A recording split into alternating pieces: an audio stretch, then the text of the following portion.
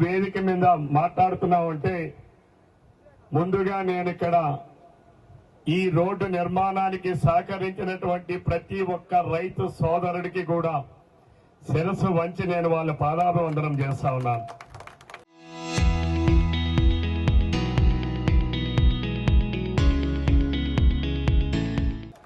ఒక అభివృద్ధి జరగాలి అనంటే ప్రజల సహకారం కావాలి.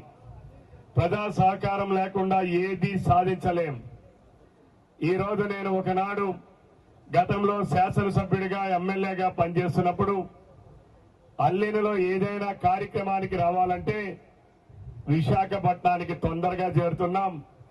అల్లినికి 3 గంటల ప్రయాణంలో ఉన్నాం.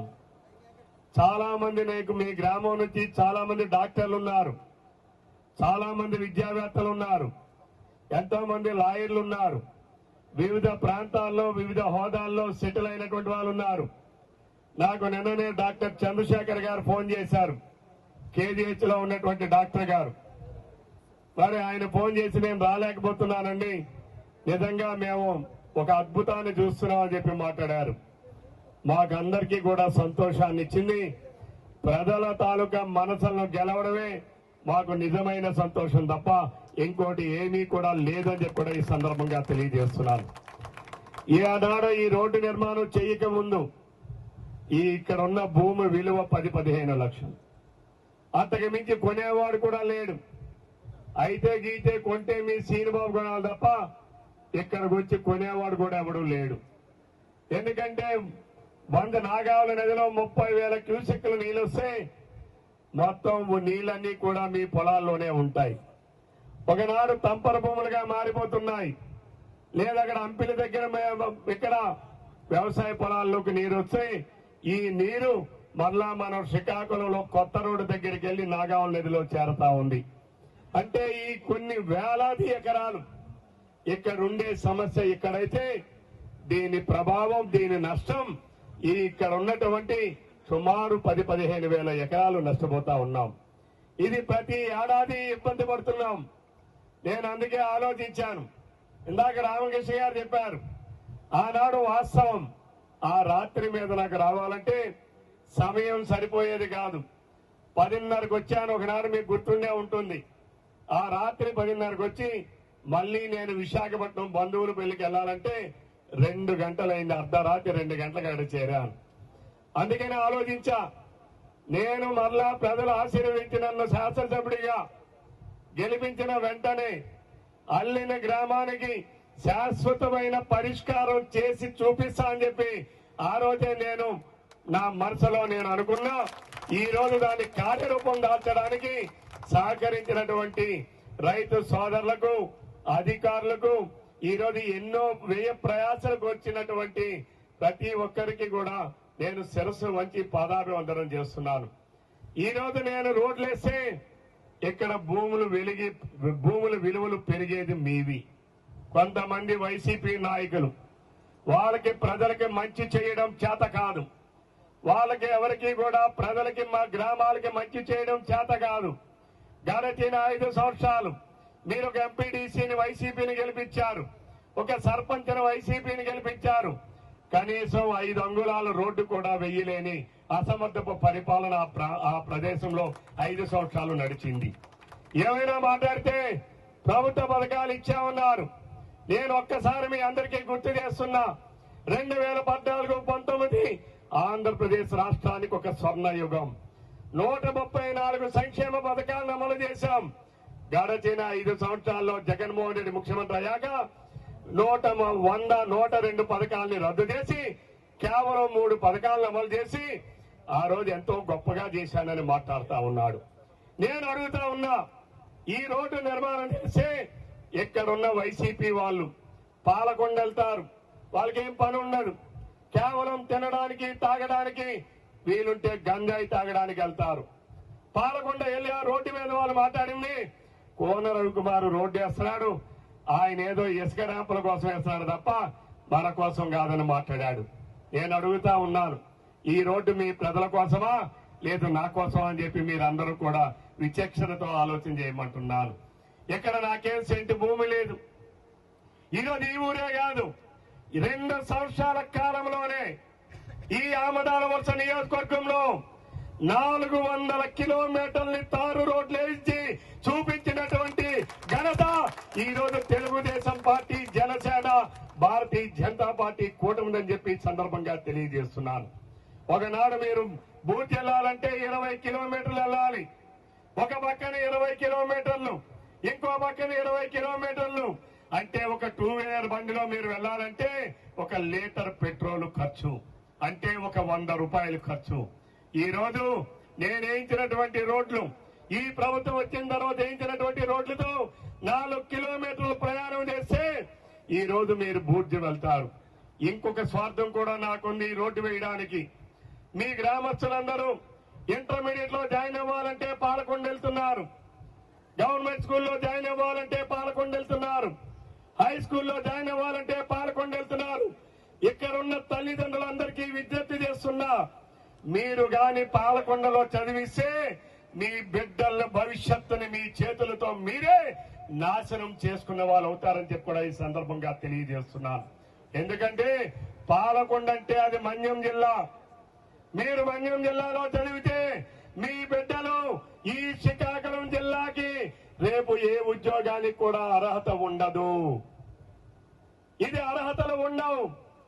ఈ విషయాన్ని మీ అందరికీ తెలియదు. చదువుకున్న వాడిగా, పరిపాలన మీద అవగాహన ఉన్నటువంటి వ్యక్తిగా ఈ రోజు రేపు మీకు స్థానిక ఉద్యోగాలు ఈ శ్రీకాకుళం జిల్లాలో మీ బిడ్డలకు ఉద్యోగాలు రావాలంటే మీ బిడ్డలు ఈ శ్రీకాకుళం జిల్లాలోనే 5వ తరగతి నుంచి ఇంటర్మీడియట్ వరకు ఇక్కడ చదివితేనే ఈ జిల్లాలో మీకు ఉద్యోగాలు వస్తాయి. లేకపోతే మీకు మీ బిడ్డలకు ఉద్యోగాలు రావు. ఈ విషయాలు మీకు తెలియదు. స్థానికత్వం అంటే నేను అల్లిమి గ్రామంలో ఉన్నాను కాబట్టి నాకు ఇక్కడ ఉద్యోగం ఇవ్వమంటే ఇవ్వరు. ఈ జిల్లాలో రేపు ప్రభుత్వ ఉద్యోగాల్లో మీకు రావాలంటే 7 సంవత్సరాల పాటు ఈ జిల్లాలో మీరు ఎవరైతే చదువుతారో వాళ్ళకే ఉద్యోగాలు వస్తాయి. అందుకనే ఈ రోజు ఈ వేదిక మీద గుండా మీ అందరికీ తెలియజేస్తున్నా, మీరు బూట్ వెళ్ళడానికి నేను రోడ్డు ఎందుకు వేయిస్తున్నానంటే మీ బిడ్డల్ని ఇక్కడ మన బూట్ హై స్కూల్లో చేర్పిస్తారని. ఈ రోడ్డు ఎందుకు నిర్మాణం చేయించానంటే మీ బిడ్డలని ఇక్కడున్న గవర్నమెంట్ జూనియర్ కాలేజీలో చేర్పిస్తారని. మీ బిడ్డలకి మీరు రేపు రాబోయే భవిష్యత్తుని తల్లిదండ్రులు అందించాలని. ఇందులో అంతే తప్ప ఇక్కడ నాకు ఎటువంటి స్వార్థం కూడా లేదు అని చెప్పి ఈ సందర్భంగా తెలియజేస్తున్నాను. ఈ రోజే ఇప్పుడు వస్తున్నప్పుడే చూశాను. ఒక్కసారి నేను అడుగుతున్నా, రోడ్డు వేసి రోడ్డు నిర్మాణం పూర్తి చేసి 1 రోజులు కాలేదు. అప్పుడే రోడ్డు మీద ఎవరో ఇల్లు కూలగొట్టినట్టున్నారు. ఆ చెత్త అంతా తీసుకొచ్చి రోడ్డు మీద వేస్తున్నారు. ఎవరి కోసం నిర్మించాం ఈ రోడ్డు? మీరు ప్రతిరోజు ఉంటారా? మేము ప్రతిరోజు వస్తామా? మీరు ఏ కష్టానికో సుఖానికో మేము వస్తాం, లేదా ఏ 6 నెలలకో సంవత్సరానికో వస్తాం. కానీ అనునిత్యం ఈ రోడ్డు మీద నడిచేది మీరు, ఈ రోడ్డు మీద వెళ్లేది మీరు, ఈ రోడ్డు వల్ల బాగుపడేది మీరు. గతంలో మీరు ఈ పొలాలకు వెళ్లాలంటే నెత్తి మీద మూట పెట్టుకుని యూరియా బస్తా పెట్టుకుని వెళ్లి జల్లితే తప్ప ఆ రోజు లేని పరిస్థితి నుంచి ఈ రోజు మీ పొలానికి రోడ్డు ఇచ్చినటువంటి ఘనత తెలుగుదేశం పార్టీది, జనసేనది, కూటమి ప్రభుత్వానిదని చెప్పి తెలియజేస్తున్నా. ఈ విషయాలు ఎవరో మీకు చెప్పరు. చెప్పాలంటే ఆ గొడ్డల పార్టీలో ఉన్నవాడికి ఎవరికి కూడా నాలెడ్జ్ లేదు, అవగాహన లేదు. సైకో కలిగిన మనస్తత్వాలు కలిగినటువంటి వ్యక్తులు ఇతర వ్యక్తులను నిందించడం తప్ప, ఇతర వ్యక్తుల్ని కించపరచడం తప్ప, ఇతర వ్యక్తుల్ని ఆత్మగౌరవాల్ని కించపరిచే విధంగా మాట్లాడడం తప్ప వాళ్ళకి అభివృద్ధి చేయడం చేత కాదు అని చెప్పి ఈ సందర్భంగా తెలియజేస్తున్నాను. ఈ రోజు నాకు మొన్ననే ఎవరో చెప్తున్నాడు, ఇక్కడ మీరు వేసిన రోడ్డు వల్ల మా ఊరు వాళ్ళకి 100 మందికి పని దొరికిందండి అని. ఈ రోజు ఇక్కడ నుంచి ఇసుక తీసుకెళ్తుంది ఎవరు? ఎవరు తీసుకెళ్తున్నారు? మీరా లేకపోతే నేనా? రోజుకి 400, 500, 1000 వస్తున్నది ఎవరికి? మీకు వస్తుందా? లేకపోతే కిందిరాపు రామ్మోహన్ నాయుడుకో, కోన రవికుమార్కో, విశ్వప్రసాద్కో, లేకపోతే రామ్మోహన్కో వస్తుందా? ఇవన్నీ చేస్తేనే అభివృద్ధి, దీనినే అభివృద్ధి అంటారు. ఒక పక్కన ఉపాధి కార్యక్రమాలు, ఉపాధి అవకాశాలు పెరగాలి. ఇంకా నా ఆలోచనలు ఉన్నాయి. మీరు చెప్పిన సమస్యలన్నీ నేను వచ్చిన ఈ రోజు మా ప్రభుత్వం వచ్చినటువంటి ఇటు రామ్మోహన్ నాయుడు గాని నేను గాని 2 సంవత్సరాల కాలంలో ఈ నియోజకవర్గంలో 400 కిలోమీటర్ల తారు రోడ్లు వేసామనంటే నేను అడుగుతా ఉన్నాను, మేము పని చేస్తున్నామా లేదా ప్రజలు మీరే చెప్పాలి. ఇంకా మీరు పాలకొండ నుంచి రోడ్డు అన్నారు, రాబోయే 3 నెలల్లో దాన్ని పూర్తి చేస్తా. అలాగే మీరు చెప్పారు ఓనమీ సిస్టమ్, ఇక్కడ ఉన్నటువంటి ఏవైతే ఓపెన్ సెక్షన్స్ ఉన్నాయో ఈ బూటి మండలంలో 6 ఉన్నాయి. 6టికి కూడా 70 కోట్ల రూపాయలతో ప్రతిపాదనలు పంపించా. ఏ 6 నూరైనా శాంక్షన్లు తీసుకొస్తా. అన్ని ఓపెన్ ఎయిర్ ఛానల్స్ ని పూర్తి స్థాయిలో నిర్మించి ఇక్కడున్న రైతాంగానికి నీటి సౌకర్యాల్ని పూర్తి స్థాయిలో కల్పించే బాధ్యతను నేను తీసుకుంటా అని చెప్పి కూడా ఈ సందర్భంగా తెలియజేస్తున్నాను. కానీ ఇక్కడ అల్లిన గ్రామస్తులకు ఒకటే నా విజ్ఞప్తి, ఇక్కడ నుంచి రోడ్డు బాగుంది, ఇంకా చివరయ్యాల్సిన రోడ్డు కూడా పూర్తి చేస్తాం. ఊరిలో రోడ్డు కూడా శాంక్షన్లు ఇచ్చాను. నేను మిమ్మల్ని అందరినీ కోరేది, మీ ఇంటి ముందున్న రాయి తీయండి, మీ ఇంటి ముందు పెట్టిన మెట్టు తీయండి.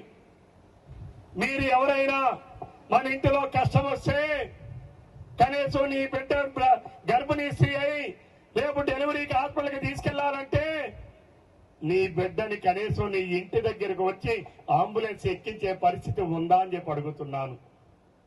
మీరు ఆలోచన చేయండి. నేను ఇక్కడే అయ్యవారిపేట గ్రామ పెద్దలు ఉన్నారు, వాళ్ళందరికీ చేతులెత్తి దండం పెట్టాను. 30 అడుగుల రోడ్డు ఊరు మధ్యలో మీలాగే 10 అడుగులున్న రోడ్డుని 30 అడుగుల రోడ్డు సిమెంట్ రోడ్డు డ్రైన్లు నిర్మాణం చేస్తే తీసినప్పుడు కొద్దిగా బాధపడినా ఈ రోజు అక్కడ ఉన్న ప్రజలందరూ మాకు నువ్వు చాలా మంచి పని చేశావా అని చెప్పి ఈ రోజు అదే ప్రజలు ఈ తెలుగుదేశం పార్టీకి, జనసేన పార్టీకి, భారతీయ జనతా పార్టీకి జేజేలు పలుకుతున్నారని చెప్పి ఈ సందర్భంగా తెలియజేస్తున్నాను. మీరు కూడా సహకరించండి. తర్వాత నేను ఒకటే చెప్తున్నా, ఎవరైనా సరే ఒక రైతు బాధపడ్డాడు, అందరూ రైతులు ఒకనాడు బైరాగ్ వచ్చాడు, శ్రీనివాస్ వచ్చాడు, ఇంకొక ఆయన రైతు పేరు తవిటినాయుడు గారు వచ్చారు. ఆ రోజు వాళ్ళకి విజ్ఞప్తి చేశాను, అవునయ్యా మీ ఊరికి రోడ్డు కోసం అక్కడ ఉన్నటువంటి గిరణపేట రైతులు భూములు ఇస్తామంటున్నారు, మరి మీ ఊరికి మీకు రోడ్డు వేయడానికి మీరు సహకరించకపోతే ఎలా అని చెప్పి నేను అడిగాను. ఈ రోజు ఇక్కడ ఇచ్చిన భూములు ఒక మీ ఊరు వాళ్ళే కాదు, అక్కడ మొదట్లో ఉన్నటువంటి గిరణపేట రైతులు సుమారు 5 ఎకరాల భూమి ఇస్తే మీ ఊరికి వరకు రోడ్డు నిర్మాణం చేశాను. ఇది ఒక మీ ఊరిదే కాదు, అక్కడ రైతులు 6 ఎకరాలు ఇచ్చారు. 6 ఎకరాల పల్ల భూమిలో రోడ్డు వేయించా, అక్కడ రైతులు సహకరించారు. ఇక్కడ మిమ్మల్ని కూడా సహకరించమని అభ్యర్థించాను.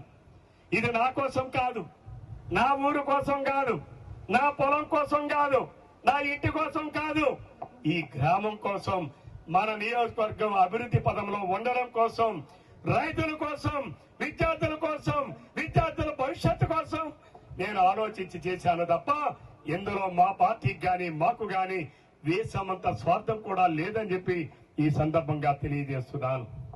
ఈరోజు అంతేకాదు, గ్రామంలో చెప్పారు స్కూల్ బిల్డింగ్లు, అంగన్వాడీ బిల్డింగ్లు అన్ని పూర్తి చేస్తా. మీరు ఇచ్చినటువంటి సమయం మా ప్రభుత్వం అధికారంలోకి వచ్చి 2 సంవత్సరాలు కావస్తా ఉంది. ఆ రోజు 3,000 ఉన్న పెన్షన్ ని 4,000 చేస్తామని చెప్పాం. మీ ఇంటికి తలుపు తట్టి 6వ గంటకి ఇస్తామని చెప్పాం. ఆ రోజు జగన్మోహన్ రెడ్డి వాలంటీర్లు లేకపోతే పెన్షన్లే పంచలేమన్నాడు. ఏమ్మా తల్లి, పెన్షన్లు ఇస్తున్నావా లేదా? 1వ తారీఖు నాడు 6 గంటలకి నీ తలుపుకి వచ్చి నీ ఇంటికి వచ్చి పెన్షన్లు ఇస్తున్నామా లేదా? అలాగే మీ మహిళలందరూ ఉన్నారు, మీరు ఎక్కడికి వెళ్ళినా